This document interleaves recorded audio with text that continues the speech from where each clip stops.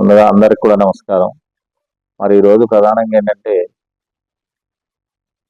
గతంలో వైఎస్ఆర్ ప్రభుత్వం ఉన్నప్పుడు జగన్మోహన్ రెడ్డి గారు ఏవైతే పథకాలు, సంక్షేమ పథకాలు అనేటటువంటిది ప్రవేశపెడదాం అనుకున్నారో, పెట్టినటువంటి సంక్షేమ పథకాలంతా కూడా చెప్పిన దానికన్నా ధీటుగా అన్ని పథకాలు కూడా అమలుపరిచినటువంటి ఘనత ఒక జగన్మోహన్ రెడ్డికే చెందింది. అయితే ఆ రోజు అమ్మఒడి అవ్వచ్చు, రైతు భరోసా అవ్వచ్చు, వాహన మిత్ర అవ్వచ్చు, లేదనుకుంటే మరి ఇంకా కాపు నేస్తము, ఇలాంటి అనేక రకాలైనటువంటి సంక్షేమ పథకాలు జగనన్న గారి హయాంలో మరి ఆయన అన్నమాట ప్రకారం అందరికీ కూడా సంక్షేమ పథకాలు అందించినటువంటి ఘనత జగన్ గారికి ఉంది. కానీ ఈరోజు సూపర్ 6 అనుకుంటూ చంద్రబాబు నాయుడు యొక్క ప్రభుత్వం వచ్చిన తర్వాత మరి యువతకేమో సుమారు 20 లక్షల ఉద్యోగాలు ఇస్తామని చెప్పేసి చెప్పడం జరిగింది. అలాగే ప్రతి ఉద్యోగం లేకపోతే నెలకు 3,000 రూపాయలు చొప్పున ఇస్తామని చెప్పేసి వాగ్దానాలు అనేటటువంటి చెప్పడం జరిగింది. అలాగే ప్రతి ఇంటికేమో సంవత్సరానికి 3 సిలిండర్లు ఇస్తామని చెప్పేసి కూడా చెప్పడం జరిగింది. మరి అది ఎంతవరకు అమలు చేస్తారనేటటువంటిది కష్టసాధ్యంగానే ఉంది. అలాగే మరి ప్రతి ఇంటికి కూడా రైతు భరోసా అనేటటువంటిది ప్రతి రైతుకి 20,000 ఇస్తామని చెప్పేసి చెప్పడం కూడా జరిగింది. మరి ఆ 20,000 ఇస్తారనేటటువంటిది కూడా మరి ఎంతవరకు చేస్తారనేటటువంటిది నమ్మశక్యంగా లేదు. కానీ ఈరోజు ఎందుకు చెప్తున్నామంటే, ఈరోజు తల్లికి వందనం అనేటటువంటి ఒక స్కీమ్తో ప్రతి చదువుకునేటటువంటి విద్యార్థి ఎవడైతే ఉంటాడో 1వ తరగతి నుంచి 12వ తరగతి వరకు చదివేటటువంటి విద్యార్థులకి మరి సంవత్సరానికి 15,000 రూపాయలు ఇస్తాం, నీకు ఇస్తాం అని చెప్పేసి ఆ రోజు వేళ్ల పెట్టి చూపించి ప్రతి విద్యార్థికి ఇస్తామని చెప్పేసి చెప్పడం జరిగింది. అంటే ఎంతమంది పిల్లలు చదువుతున్నారో అంతమంది పిల్లలకి కూడా ఇస్తామని చెప్పినటువంటి వ్యక్తి ఈరోజు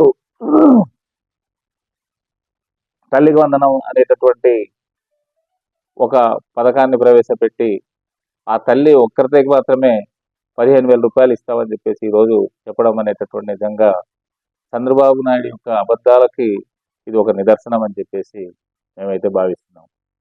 ఎందుకంటే ఆ 15,000 రూపాయలు మరి ఒక్కరికే ఇస్తామనుకున్నప్పుడు జగన్మోహన్ రెడ్డి ప్రవేశపెట్టినటువంటి అమ్మఒడి పథకము అనేటటువంటి దాన్ని పేరు మార్చి మాత్రమే ఈ రకంగా ఈయన చేయడం అనేది జరుగుతుంది. అంటే ఈరోజు పరిస్థితి ఎలా ఉందంటే, తల్లి నీకు వందనం, నేను ఇంకా ఆ ఒక్కరికి మాత్రమే ఇవ్వగలను, కానీ మీకు ఉండేటటువంటి ఎంతమంది పిల్లలకైతే అంతమందికి నేను ఇవ్వలేను అని చెప్పేసి అన్న సంధానం ఉంది ఈరోజు. అంటే ఆ తల్లికి ఒక వందనం పెట్టేసి ఇక్కడ పంగనామాలు పెట్టేసేటటువంటి పరిస్థితి పథకానికి ఉందని చెప్పేసి మరి మేము తెలియజేస్తున్నాం.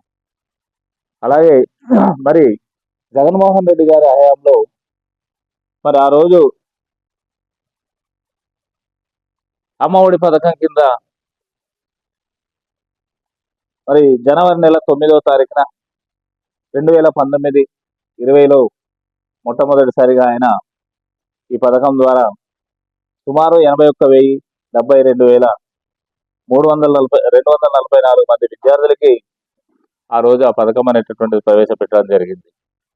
ఆ పథకంలో 42,33,088 మంది తల్లుల ఖాతాలో సుమారు 6,349.6 కోట్లు మొట్టమొదటిసారిగా అమ్మఒడి పథకం ద్వారా ఇవ్వడం అనేటటువంటిది జరిగింది. అలాగే 2021-2022 సంవత్సరానికి వచ్చేటప్పుడు కల్లా 2022 జూలై 27వ తారీఖున మరి ఆ రోజు జగన్ గారు 82,6,302 మంది విద్యార్థులకి సుమారు 32,62,419 తల్లుల ఖాతాలో సుమారు 6,302.94 కోట్లు వాళ్ళ అకౌంట్లో డబ్బులు జమ చేయడం అనేటువంటి జరిగింది. అలా ఇలా సుమారు 64 కోట్ల రూపాయలు మొన్న జూన్ నెలలో మరి ఈ సంవత్సరం వేయాల్సినటువంటి పరిస్థితి ఆయన హామీ ఇవ్వడం అనేటువంటి జరిగింది. మరి అనివార్య కారణాల వల్ల మరి మొన్న మరి ప్రభుత్వం రాకపోవడం వల్ల ఆ పని అనేటటువంటి చేయలేకపోయాము.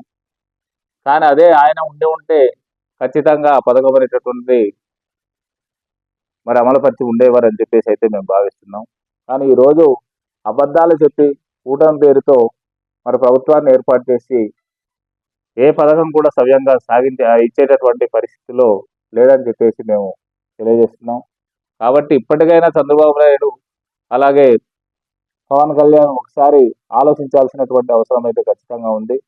మీ పద్ధతులు మార్చుకోకపోతే మరి అతి త్వరలోనే మీ ప్రభుత్వం పతనమైపోయేటటువంటి పరిస్థితి, ప్రజల దగ్గర మనుగడ కోల్పోయేటటువంటి పరిస్థితి ఉందని చెప్పేసి తెలియజేస్తున్నాం. అలాగే ఈరోజు జగనన్న మీద రామకృష్ణరాజు గారి పేరు ఆయన అడ్డం పెట్టుకొని రకరకాలైనటువంటి కేసులు పెట్టేటటువంటి పరిస్థితులు ఈరోజు మీరు అనుకుంటున్నారు. కానీ వాస్తవాలు ఏంటనేటటువంటిది మీరు ఒకసారి తెలుసుకొని మీరు ముందుకు సాగాలని చెప్పేసి ఈ పత్రికాముఖంగా మీకు తెలియజేస్తాను.